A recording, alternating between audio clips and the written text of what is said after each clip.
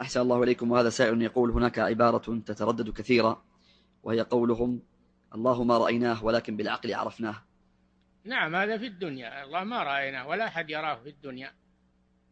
حتى موسى عليه السلام كليم الله لما قال ربي أرني أنظر إليك قال لن تراني، أن أحدا لا يرى الله في الدنيا. ما يستطيع البشر أن يروا الله في الدنيا، ما عندهم استطاعة ولا مقدرة ولا قوة.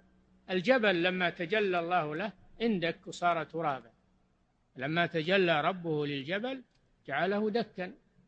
كيف الإنسان؟ فالدنيا ما يمكن.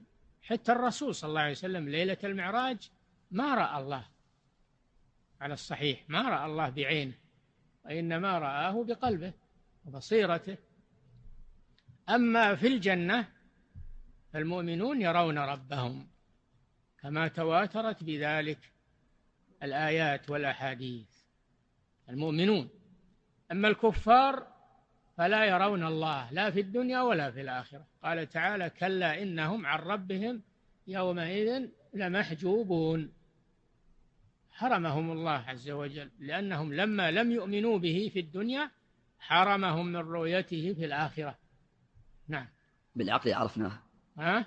بالعقل عرفناه.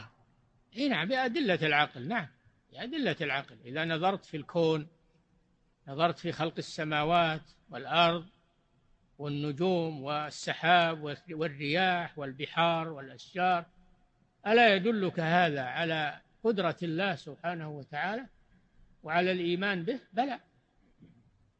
الأدلة على نوعين: أدلة كونية مرئية بالبصر، وأدلة قرآنية وحي من الله عز وجل، كلها تدل على الله سبحانه وتعالى. نعم.